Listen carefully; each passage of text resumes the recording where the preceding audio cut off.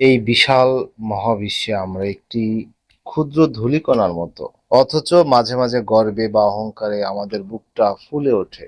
আমাদের সম্পদ, আমাদের রূপ, আমাদের পদমর্যাদা আমাদের এতটাই অন্ধ করে দেয় যে আমরা ভুলে যাই যে আমরা মাটির তৈরি মানুষ, মাটিতেই আবার ফিরে যাব। আমাদের প্রিয় নবীজি সাল্লাল্লাহু আলাইহি সাল্লাম আমাদেরকে সতর্ক করে বলেছেন যে যার অন্তরের মধ্যে যাররা পরিমাণ অহংকার থাকবে সে জান্নাতে যাবে না। ইবলিস শয়তানের একমাত্র পতনের কারণ ছিল অহংকার। মনে রাখবেন, আপনি যে মেধা নিয়ে অহংকার করছেন সে মেধা কিন্তু আল্লাহ তাআলারই দান।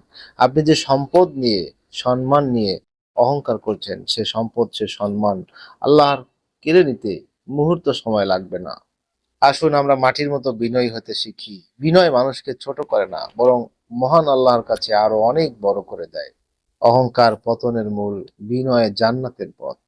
আল্লাহ রব্বুল আলামিন আমাদের প্রত্যেককে অহংকার থেকে হেফাজত করেন। বিনয়ী হয়ে আল্লাহ রব্বুল আলামিনের প্রিয় বান্দা হওয়ার তৌফিক দান করেন।